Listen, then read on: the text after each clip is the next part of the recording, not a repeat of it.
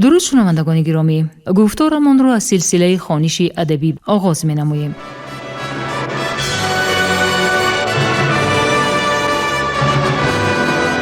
با توجه شما کتاب کسینوفونت تحت عنوان کروشنامه در ترجمه، تحریر، سرسخن و توضیحات دکتر علم‌های فلسفه پروفسور رمضان نظریف در قرائت کارمند شایسته تاجیکستان علیزاده عبدالرشید خوجمقل تقدیمتان می‌گردد. گفتار 45.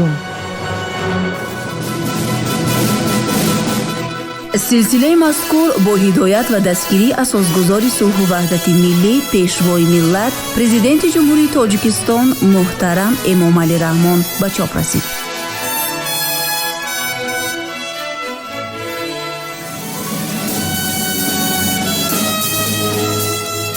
کروشنامه اثری است که تربیه سرلشکر و حاکم آرمانی مردم فارس را در دوره هخامنشی ها تصویر می کند.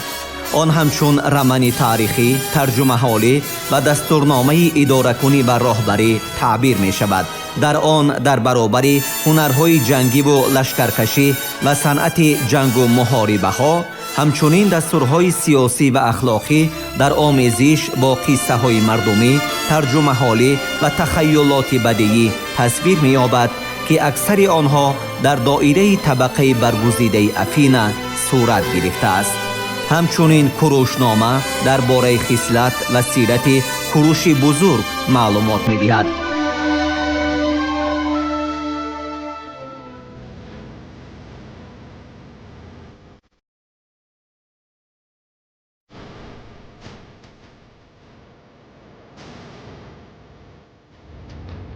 کتابی پنجم، بابی چهارم.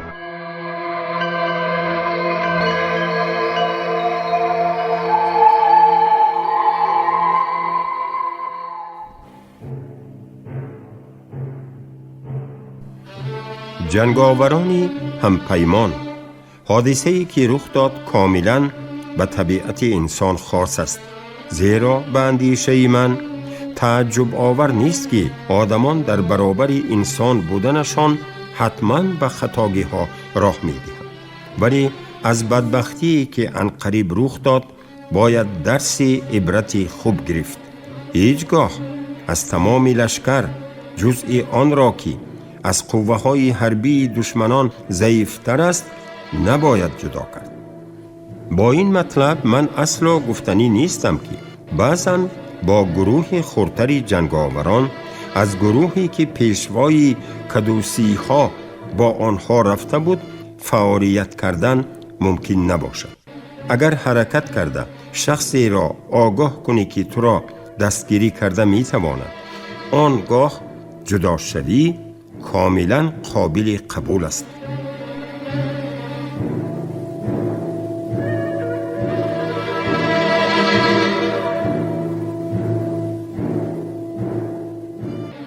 آنهایی که باقی میمانند می توانند دشمن را از گروه جنگی براه برآمده به فریب برند یا عموماً به دشمنان مشکلات ایجاد نموده با این بی خطری دوستان را تأمین نماید.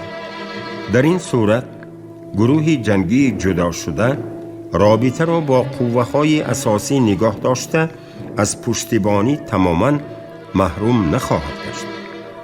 کسی که به کجا رفتنش را خبر نمی دهد خود را در همان حالتی می گذارد که گویا سری تنها به محاربه حربی وارد شده باشد. اما سخنش را دوام داده گفت کروش: اگر خدا خواهد ما به زودی جواب دشمنانمان را برای این ناکامی خواهیم داد. همین که خوردن خوراک صبح را تمام کردید، من شما را به جایی که در آن بدبختی رخ داده است میبرم. ما هلاک شدگان را دفن میکنیم و بعد به دشمن نشان میدهیم در جایی که آنها به عقیدهشان پیروز گشته‌اند جنگاورانی نو قرار خواهند گرفت که برای مغلوب کردن آنها اگر خدا خواهد آماده باشی دارند تا که از این پس به آن جایی که هم پیمانهای ما را کشتند نگریسته شادمانی کرده نتوانند.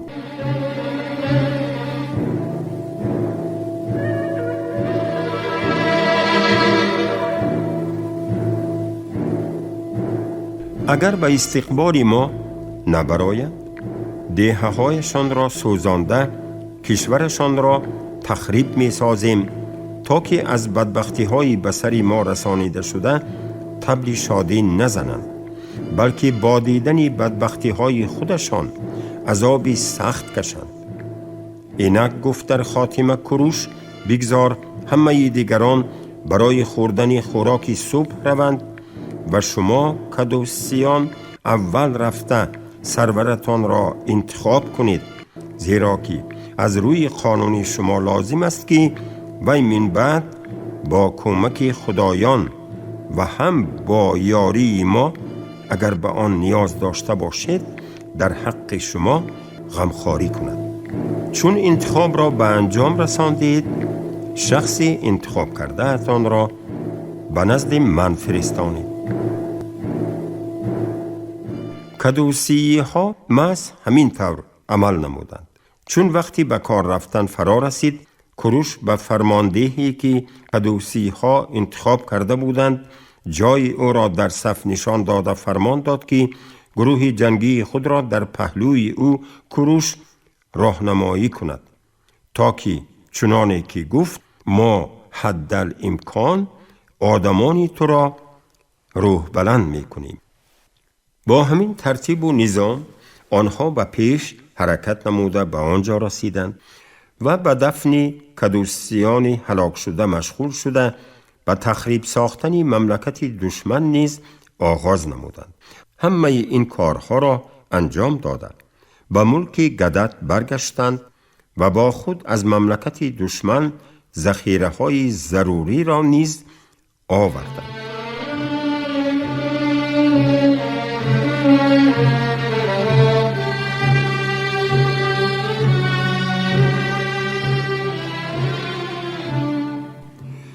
کوروش می فهمید که حال ساکنان دهه‌های نزدیکی بابل که با او معاشرت می نمودند تباه خواهد بود، به شرطی که اگر خودش همیشه در پهلوی آنها نباشد. از این رو به همه سربازان دشمن که آنها را آزاد کرده بود امر داد که به شاه آشوری بگویند و این نیت را به واسطه قاصدان مخصوص فرستاده شده اش نیز تصدیق کرده بود که او آماده است و همه دهقانان اجازت دهد که زمین را کشت و کار نمایند و آنها را اذیت نمی دهد، اگر شاه در نوبت خود به کارگران آن حاکمانی که به طرف پارس ها گذشتند امکانی کشت و کار زمین را تأمین کرده تواند. آخر حتی اگر تو خلل رسانی را به کارها ادامه دادن گیری، گفت کوروش، فقط به یک چند نفرشان مانع شده می توانی، زیرا زمین آدمانی که به طرف من گذشتند از روی مقیاسش کوچک است، در حالی که من می توانم در اختیاری تو حدود بیشتری زمین های کارم را باقی مانم.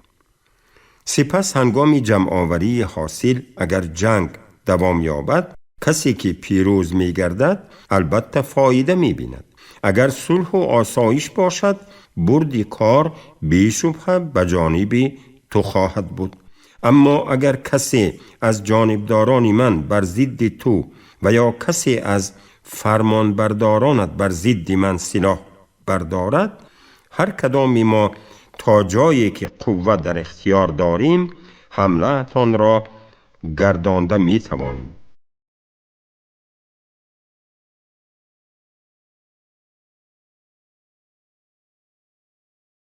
به قاصدش چنین فرمان داده کوروش او را به نزد شاه فرستاد. آشوریان برابر شنیدن این خبر با هر راه شاه را مطمئن می ساختند که به تکلیف کوروش راضی شود و حد الامکان وزنینی های جنگ را سبک کند. شاید او را هم قبیله هایش باور کنانیده اند و یا خودش هم نیت داشته بود به هر حال آن تکلیف را شاه آشوری ها معقول دانست و عهد و پیمان بسته شد که برای کارگران صحرا صلح و آسایشتگی تأمین گردد و جنگ فقط در بین جنگاوران مسلح انجام پذیرد.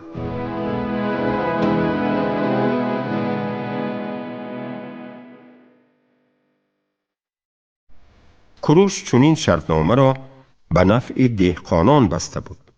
دوستانی نوش را دعوت کرد که رمه‌های چاروای خانگی را اگر بخواهند به ملک‌های پارس‌ها برانند. چاروایی به دشمن تعلق داشته را باشد.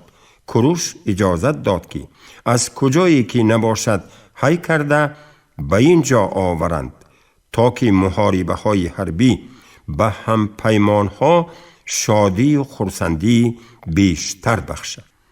زیرا جنگاوران حتی اگر از غارتگری هم خودداری نمایند عیناً تحت همان خطر قرار داشتند، در حالی که به دست آوردن غذای و خوراکواری از دشمن بی شبهه حیات جنگی را سبکتر می گرداند.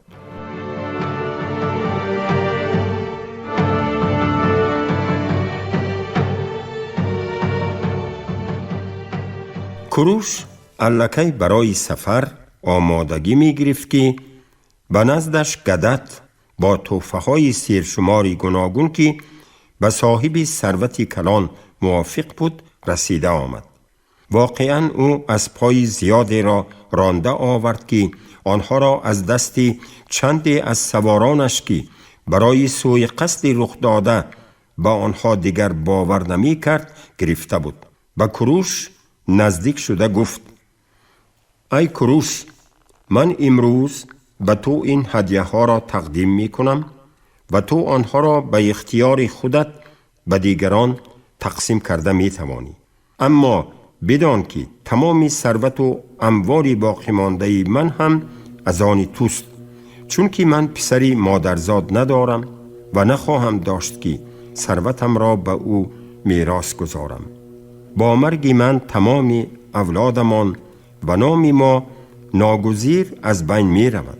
در همین حال کوروش سوگند به خدایانی که همه چیز را می بیند و می شنود من نه سخنی بد گفتم و نه رفتاری تحقیر آمیز و ننگین صادر کرده عذاب و مشقت نهایت سخت کشیدم.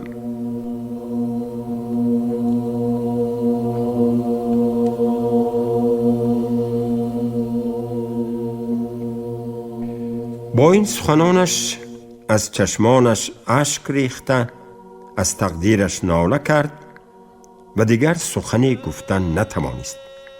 کوروش سخنانش را گوش کرده به اندوهش همدردی بیان نموده گفت: البته من از پایت را قبول می کنم، زیرا من آنها را به آدمانی می دهم که نسبت به سواران حاضره شما بیشتر صداقت دارند و به تو هم فایده بیشتر خواهم آورد اگر حکم تو درباره آنها درست باشد و من خودم هم می توانم به زودی به آن چیزی که دیر باز آرزویش داشتم به 10,000 نفر رسانیدن سواره های نظامی پارس ها برسم.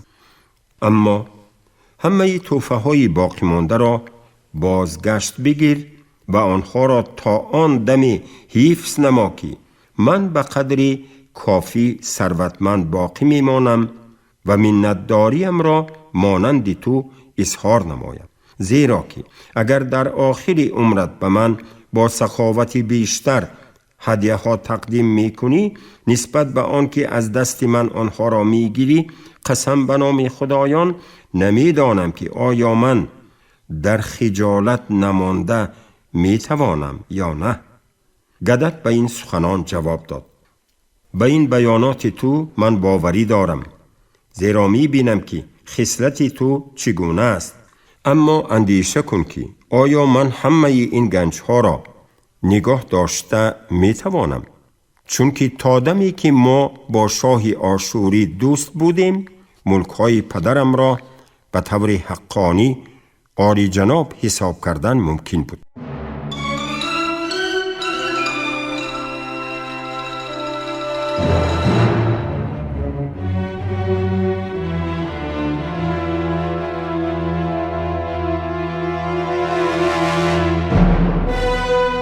در نزدیکی شهری بزرگ بابل قرار گرفتند.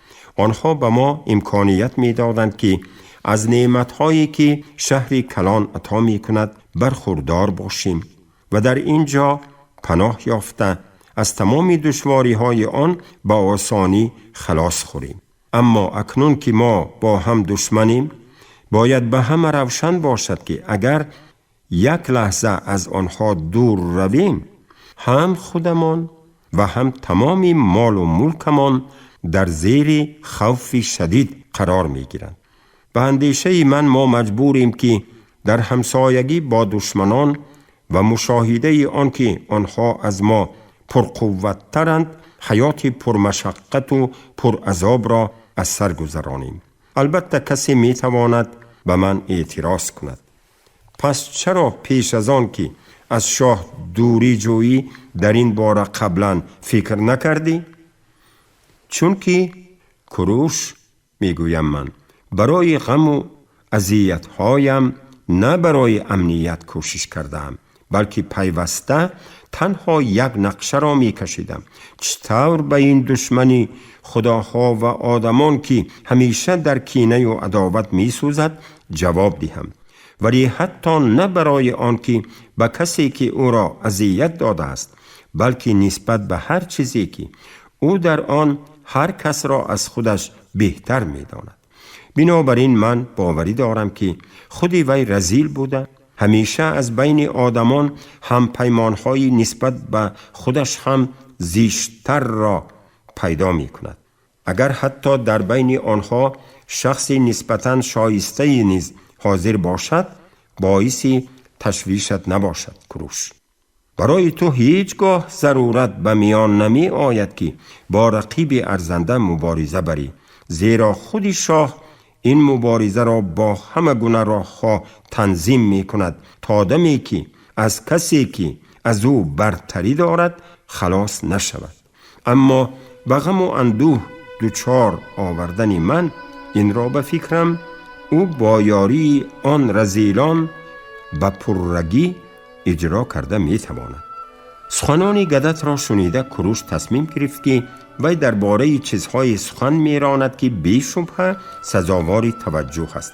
بنابراین کروش در حال تکلیف کرد: پس چرا ما گدت قلعه های تو را با پاسبانانی با اعتماد قوی نسازیم تا که تو آنها را به اختیار خودت راهبری نمایی و هنگامی به اینجا آمدنت خود را کاملا بهتر، بی خطر حس کنی؟ تو خودت می توانستی در میان لشکری ما بمانی تا اگر خدایان مثل پیشینه ما را پشتیبانی نمایند و شاه از تو در ترس خواهد بود، نه تو در نزد او ترس را پیشه می کردی و هر چیزی که از داراییت برایت شادی می آورد و یا با آنها وقتت را خوش می گذرانی، همه آن را همراه خود به محاربه حربی برده می توانی. به نظر من تو می توانی برای من خیلی مفید باشی و من از جانب خودم کوشش می کنم که برایت با هر راهی که از دستم می آید کمک رسانم. شما گفتار 45 را از سلسله خوانش ادبی از روی اثر کسینافوند تحت عنوان کروشنامه در ترجمه، تحریر، سرسخن و توضیحات دکتر علم‌های فلسفه پروفسور رمضان نظریف در قرائت علیزاده عبدالرشید خوجمپور شنیدید. کارگردان شیرعلی نغزلی، صدابردار کریم جان حمیدزاده.